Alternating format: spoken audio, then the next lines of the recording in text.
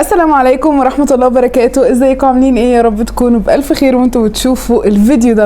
الفيديو ده هيكون مختلف شوية عشان النهاردة هعمل حاجات جديدة مختلفة، وكمان الصراحة مش هعملها لوحدي وهتفهموا كل حاجة في خلال الفيديو.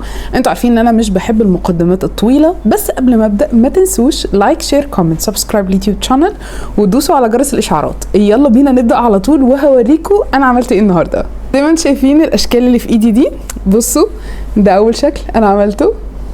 شكل المفروض ان هو اخطبوط، يعني على قد ما انا قدرت ان انا اعمله.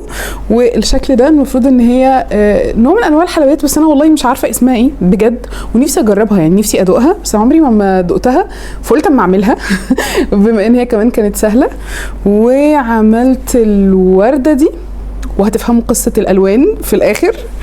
وعملت المفروض ان دي كوبايه وجواها يبقى ورده يعني، بس بصوا برضو هقول لكم ايه اللي حصل فيها وخلاها بالمنظر ده. بس ده شكل الورده، بصوا تشوفوا تفاصيلها هنا رهيبه. كل الاشكال اللي انا عملتها دي عملتها باستخدام الصلصال الفوم. النهارده هستعمل الصلصال الفوم، وبصراحه مش هكون لوحدي، احمد ابني هيكون معايا، هخليه يشارك ويحاول ان هو يستخدم الصلصال ويبقى قاعد شايفني ان انا بحاول اعمل اشكال وهو يحاول يستخدمه. بصراحه بيبقى الموضوع ممتع لو انتوا عندكم اطفال او عندكم اخوات صغيرين، ايا كان الشخص نفسه يكون سنه صغير، بيبقى حلو قوي ان انت تشارك معاه وتلعب معاه حاجه زي كده. وبما اننا بقى في الصيف وكله تقريبا خلص الامتحانات انا عارفه، فاحنا محتاجين حاجه لطيفه زي كده. عارفه ان مش كل الناس خلصت امتحانات والثانويه العامه عندهم امتحانات، فربنا معاكم. لو انت في الثانويه العامه وبتتفرج عليا ربنا يوفقك ويعينك، انا عارفه انك لسه ما خلصتش. المهم في الفيديو بقى هوريكم ازاي احنا نجحنا في ان احنا نعمل الاشكال اللطيفه دي باستخدام الفوم او الصلصال الفوم. وانا ما عنديش اي خبره فيه، ولا انا فنانه ولا فنانه تشكيليه ولا بعمل حاجات من دي خالص، بس هشرح لكم كل حاجه عشان الفيديو بصراحه طويل والحاجات دي خدت مننا وقت كبير قوي. فهسيبكم على الفيديو، وفي خلال الفيديو هشرح لكم كل حاجه وازاي عملناها. اول حاجه حابه اوريكم ان الفوم دوت بيجي منه 3 مقاسات، كلهم بيكونوا 12 لون، بس المقاسات بتختلف من كيس للتاني، بان كميه الفوم في اللون الواحد بتكون اكتر او اقل من الكيس اللي بعده. المهم ال3 اكياس موجودين عندي، بس طبعا احمد كان فوق دماغي، فكان لازم ان انا افتح الكيس بتاعه الاول واطلع له الفوم اللي هو عاوزه. والصراحه واجهت شويه صعوبه مش عارفه ليه في الكيس بتاعه. اختار اللون الاصفر، جيت ان انا اطلعه له وطلعت له الادوات كمان اللي بتيجي مع كل كيس. هي بيجي 3، بيكونوا 3 اشكال مختلفه، زي سكينه وحاجه شبه الكوره، ادوات اللي هي بتكون للنحت والرسم وكده، بس هي ادوات نحت اكتر. حاولت ان انا افتح زي ما انتم شايفين اللون الاصفر، مش عارفه كان ايه المشكله اللي فيه، حسيت ان هو سايح على بعضه وده شيء غير عادي. بس انا اظن لان الجو كان حر جدا جدا جدا الفتره اللي فاتت، فاظن ان المشكله في الجو، المشكله مش في الصلصال. وده اكد كلامي لان انا بعدين فتحت كذا لون بعده ولقيت ان هو ماشي كويس. المهم بقى فتحت الكيسه بتاعتي، جيت افتح اطلع الادوات اللي موجوده مع الكيسه بتاعتي، لقيت ان هي لونها مختلف، بلس كمان اشكالهم مختلفه. يعني انا ما عنديش اللي هو الجزء اللي فيه الكوره، هو عنده الجزء اللي فيه الكوره كده يعني، فهم كل كيسه بيجي فيها الاشكال بتاعتها. انا عارفه ان الفيديو هيكون طويل والله يا جماعه، بس بجد هيكون ممتع. جبت التليفون بتاعي بصراحه، قلبت في بنترست عشان الاقي حاجه حلوه اعملها وتكون سهله وتكون فيديو عشان اعرف امشي وراهم. بصراحه كان عاجبني وانا بقلب شكل كوبايه كده، كنت قاعده بدور عليها وقلت بقى ايه، انا اول ما الاقيها هعملها. قعدت خدت وقت كده على ما شفت كام حاجه ولقيتهم شكلهم حلو، بس في حاجات انا حاسه ان انا مش هعرف اعملها، بلس ان هما بيجيبوا حاجات اكستنشن، يعني حاجات معدن حاجات خشب. المهم لقيت اخيرا الكوبايه اللي انا عايزه اعملها، هي بتكون عباره عن دواير كده وبعدين تتقفل لكوبايه ويتحط جواها ورده. لا تتخيلوا الموضوع صعب قد ايه، يبان تافه في الفيديو زي ما انتم شايفين، بس الموضوع صعب جدا جدا جدا. قعدت اشوفه واتفرجت عليه بالراحه ومشيت معاهم واحده واحده، وقلت بقى ايه في الاخر انا هشتغل لوحدي. سبت التليفون جنبي، قلت بس يلا بينا هنبدأ. حطيت التليفون، جبت الالوان، قررت ان انا هعملها باللون الاحمر، وقلت عشان ما يبقاش لونه احمر فاقع هستخدم شوية من الابيض واعمل ميكس. برضو لما جيت افتح اللون الاحمر بتاعي كان في نفس المشكله بتاعت احمد، يعني هو برضو كان طري بس شويه الصراحه كان ماسك نفسه. هنا بقى قلت اسرع شويه البروسيس عشان ما تزهقوش مني. حاولت ان انا اخد جزء كنت متخيله يا عيني ان ده هيكون قليل قوي، لا مش محتاجه ان انا افتح كل الكيسه وكده. وبعدين قلت لا خلاص هفتح كل الكيسه، الاقي الكيسه مش عايزه تتقطع. مش متخيله الموضوع كان متعب ازاي، يعني بالنسبه لي دي حاجه جديده، اول مره اشتغل بماده زي ديت. ما اشتغلتش بالصلصال طبعا، انا على طول بجيبه لاحمد، لكن انا عمري ما انا اللي اشتغلت بيه بايدي. كنت مقتنعه يا عيني ان الشويه الصغيرين دول هيكفوا الكوبايه. مش متخيله ان قدامي في الفيديو هي عامله 3 كور كبار جدا عشان تعمل بيهم الكوبايه. ما اعرفش كان خيالي جايبني لايه، بس المهم تعالوا نشوف انا وصلت لايه.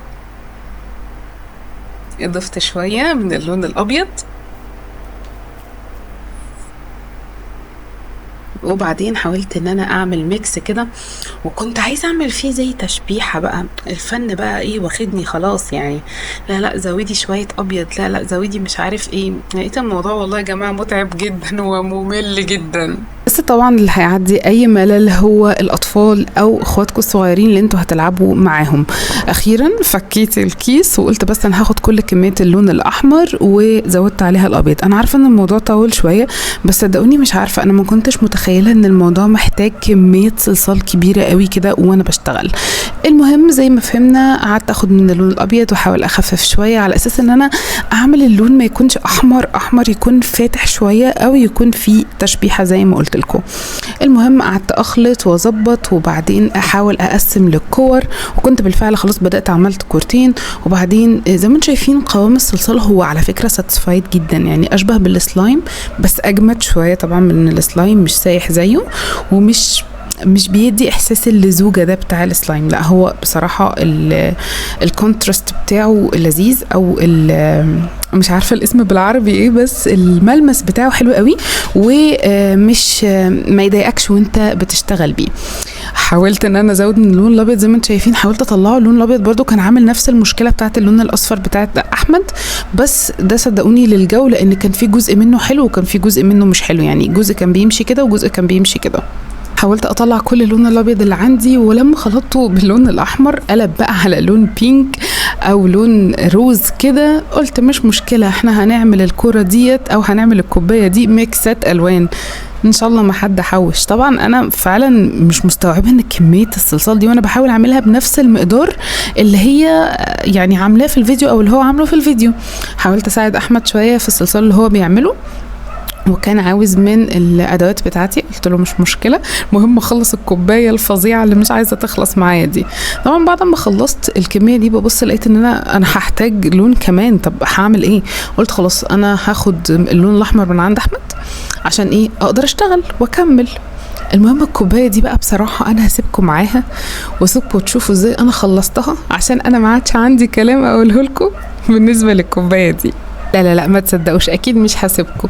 المهم قعدت اكمل وقلت بس اللون الاحمر خلص، هنعمل ايه؟ هنخش على اللون الروز. المهم هنعمل الوان ليها علاقه ببعض، والاحمر والروز من نفس الدرجات، فقلت خلاص احنا هنكمل باللون الروز. وفعلا عملت كور من اللون الروز وبدات ان انا اكمل واركب على الكوبايه. حسيت انا خلاص انا قربت اخلص كده، ما عادش الا صف واحد هنحاول نعمله باللون الروز. حاولت ان انا اصغر شويه الكور اللي انا بعملها، حسيت ان في كور كبيره كور صغيره. هما في الفيديو عندهم زي قالب بتقدر تعمل بيه فبيطلع متساوي، انا ما عنديش القالب ده وحابه ان انا اشتغل بايدي اكتر، يعني حسيت الموضوع هيبقى احلى. في اخر صف بقى قررت ان انا اعملهم صغيرين، يعني ما يبقوش 3 و3 و3 و3، لا قررت ان انا اخليهم صغننات، حاجات صغيره صغيره صغيره. هنا احمد كان عايز مساعده في اللون الاسود وقال لي ماما انا محتاج اللون الاسود افتحيهولي، فكنت لازم ان انا اوقف كل حاجه واشتغل في اللون الاسود بتاع احمد، طبعا اهم حاجه.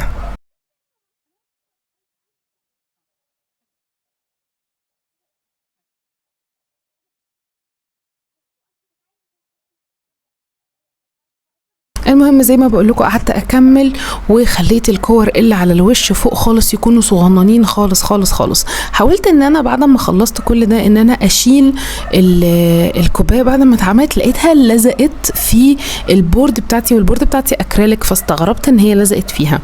وفعلا ده اللي اكد لي موضوع ان الحر ليه عامل كبير. الجو كان حر جدا، الكهرباء كانت قاطعه، مفيش اي متنفس ان احنا يعني ان الصلصال ما يسحش او ما يلزقش. قعدت استنى شويه الفيديو لحد لما يعدي الحته اللي فيها الورده عشان اتاكد ازاي اعملها، بس الصراحه انا جبتها بالويم لان هما ما كانوش واقفين عليها كويس قوي، فقعدت اظبطها كده زي ما انتم شايفين، وفعلا طلعت اشبه بالشكل اللي كان موجود في الفيديو. جبت اللون بقى الاخضر عشان اخد منه جزء صغير اعمل بيه الفرع وكمان الجذع بتاع الورده.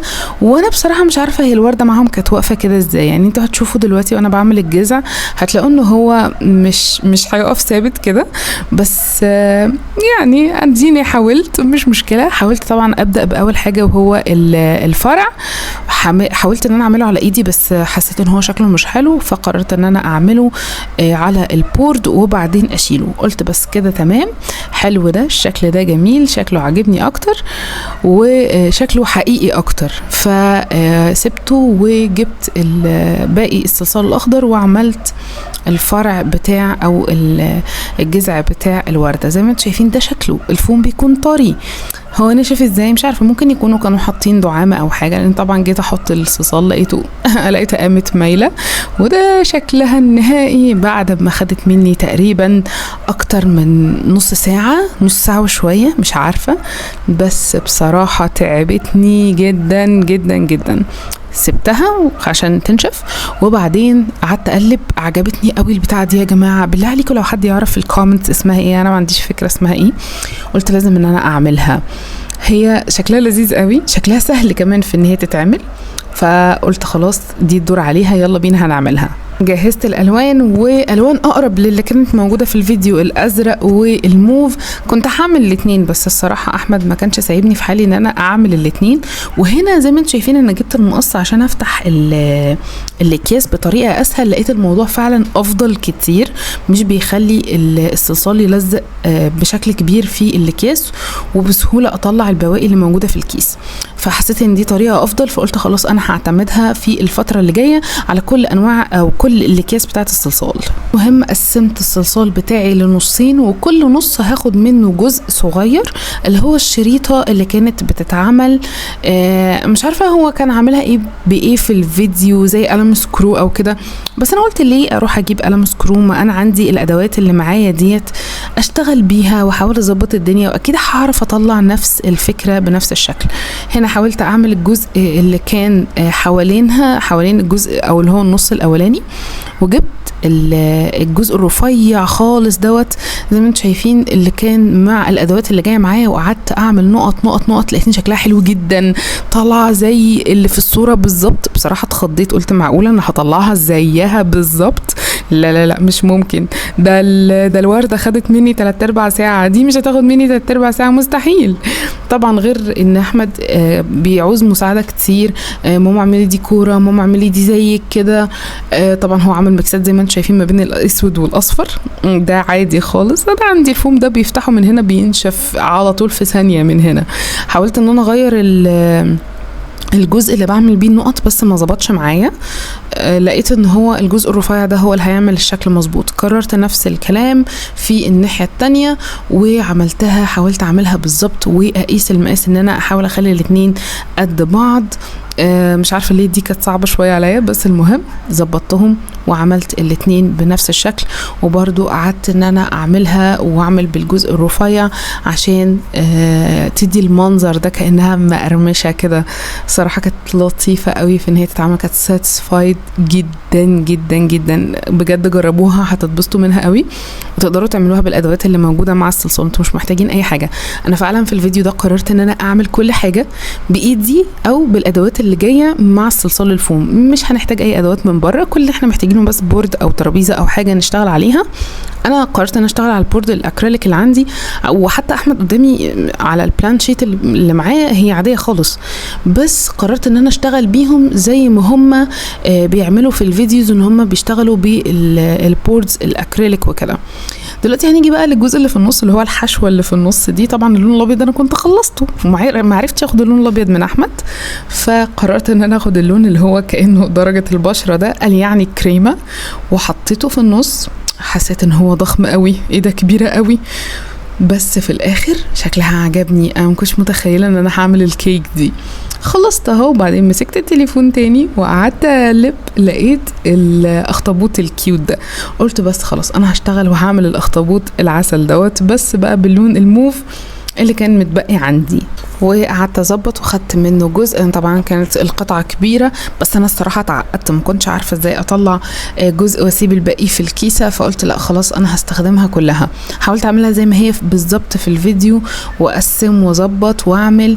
انا حاولت ان انا اعمله يكون صغنون، يعني هو كان في الفيديو باين ان هو صغنون، وفعلا جبت السكينه ديت اللي جايه مع الصلصال اللي هي الادوات بتاعه النحت وكده، وقعدت اقسمهم كور صغننين وعملته بالظبط زي ما هو في الفيديو. بصراحه ده كان من اسهل الاشكال اللي اتعملت، بس طبعا لا، اللي قبله الكيك الصغيره اللي قبله دي كانت اسهل واسهل، بس ده برضو سهل، يعني مش هتلاقوا ان هو بياخد منكم وقت. وانا ما عملتوش بالظبط زي ما هي عملت، بس انا حاولت ان انا ابدع شويه في فكره ان انا احط الكور كده، وزودت شويه في الرجلين بتاعته، والحمد لله طلع من البورد بسهوله. حاولت ادور على اللي فيها الكوره عشان اعمل العينين، لقيتها عند الادوات بتاعه احمد، مش موجوده عندي، يعني انا حتى قلت لكم دي مش موجوده عندي، فخدتها من عنده، وخدت من عنده اللون الاسود. عايزه اقول لكم ان هو ما كانش راضي يديهولي، خدت اللون الاسود عملت بيه مكان العينين ومكان البق كمان، وخدت من اللون اللي هو لون البشره، لان الابيض كان خلص، عشان يعني اعمله الخدود، فقلت حلو منه لون كده كانه بلاش، فنعمل له الخدود. بصراحة كان من ألذ الأشكال برضو اللي اتعملت. حاولت ان انا اظبط له الابتسامة بتاعته واظبط له البلوش بتاعه، واحمد كان مبسوط بيه قوي، ما كانش متخيل ان انا عملت الاخطبوط. كان لذيذ جدا جدا جدا، واحمد سرقه مني شوية وبعدين الحمد لله رجعهولي. وده كان اخر حاجة عملتها من خلال التليفون، ان انا اقعد اتفرج على الحاجة. بعدين طبعا خدت بقى الالوان اللي انتوا شفتوها، الاصفر والاسود اللي احمد عملها، فانا استحرمت ان كميه الفوم دي يضيعها، فقررت ان انا اعمل بيها اشهر ورده بتتعمل في استلصال الفوم، ومشهوره جدا على السوشيال ميديا، الورده الشهيره اللي حتى بيعملوا بيها المرايات وكده. ان انا اعمل 5 كور وابدا اقسمهم برضو بالسكينه اللي في النص دي عشان نعمل شكل الورده، وفي النص نحط الجزء الابيض، او طبعا احنا ما عندناش ابيض دلوقتي فحطينا برضو لون البشره، وعملت بيها وردة لذيذة خالص. وقلت بلاش نضيع بقى الفوم اللي انت عملته ده، وفي الاخر طبعا خدها، بس الحمد لله حافظت على القوام بتاعها ونشفت لحد لما صورت لكم اخر الفيديو.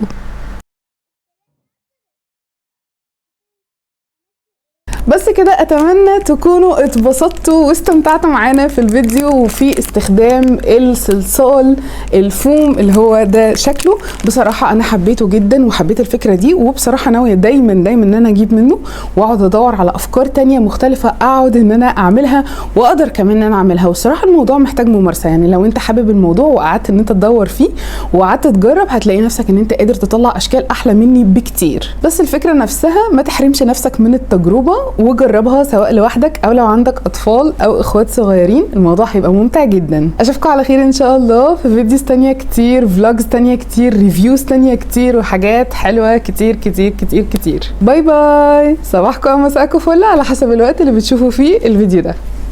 سلام.